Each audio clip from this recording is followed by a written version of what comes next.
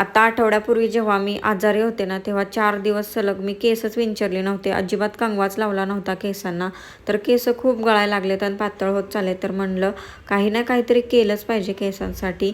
तर कोरफड तर माहितीच किती केसांसाठी उपयुक्त आहे आणि माझ्याकडे तर अजिबात नाही आहे कोरफड. मी शेजारच्यांकडून लोकांकडून मागून घेतली, त्यांनी पण दिली.